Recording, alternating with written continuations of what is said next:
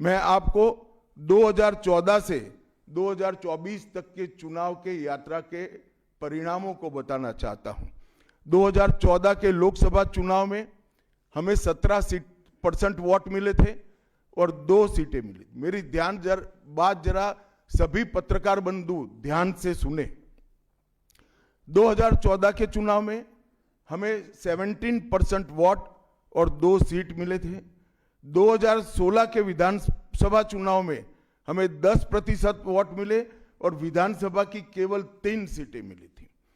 फिर 14 से 19 के बाद 19 के लोकसभा चुनाव में हमें 41% वोट मिले और 18 सीटें मिली।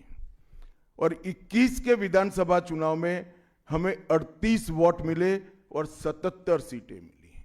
ये बहुत बड़ा अंतर है।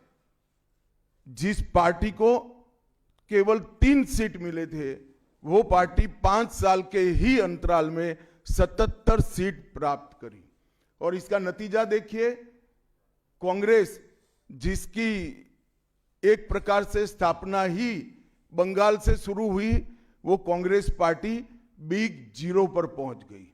और 34 साल तक शासन करने वाला कम्युनिस्ट गठबंधन भी एक भी सीट प्राप्त नहीं कर पाया और हमने मुख्य विपक्ष का स्थान प्राप्त किया। आज शुभेंदु जी मेरे साथ यहां पर बैठे हैं, वो हमारे प्रतिपक्ष के नेता हैं।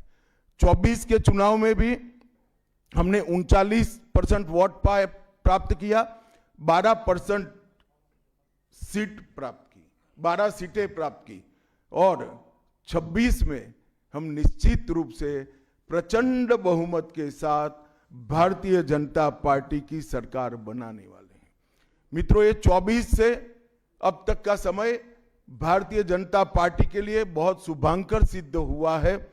24 में लगातार तीसरी बार नरेंद्र मोदी जी इस देश के प्रधानमंत्री बने।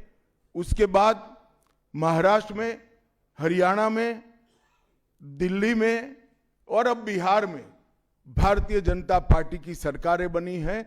24 के चुनाव में उड़ीसा और आंध्र प्रदेश में भी पूर्ण बहुमत की भाजपा की और एनडीए की सरकार बनी है। मुझे पूरा भरोसा है कि 2026 में बंगाल में 2/3 बहुमत के साथ भारतीय जनता पार्टी की सरकार बनेगी। ये बंगाल की जनता तय कर बैठी है।